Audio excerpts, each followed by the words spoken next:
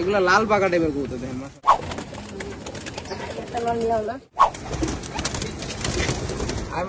আয়মান ভাই আর এটা কি আপনার উড়াইলে যদি ছাড়েন তাইলে এই কালারটা আর একটু হালকা বেরোবে।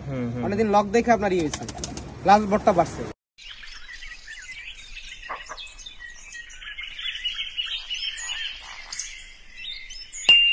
আসসালামু আলাইকুম। সো আমাদের যে ফেসবুকে গিভঅ্যাওয়ে পোস্টটা দেওয়া হয়েছিল কবুতরের, ওখানে কিছু কন্ডিশন ছিল। সো যারা কন্ডিশনগুলো ফুলফিল করছেন, এর মধ্যে আমরা 10 জনকে লটের মাধ্যমে সিলেক্ট করছিলাম।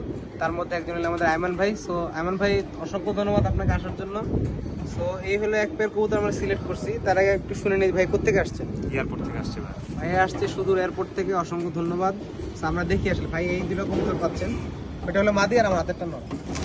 মাশাআল্লাহ, কেউ মাশাআল্লাহ বলতে ভুলবেন না প্লিজ। একটু ভয় পাচ্ছে ওরা, তবে আপনার এই দুইটা কবুতর একদম ফ্রেশ, আমার হোম ব্রিড দুইটাই, নিউ পরানো আছে দুইটাই আর কি 1 বছর বয়স।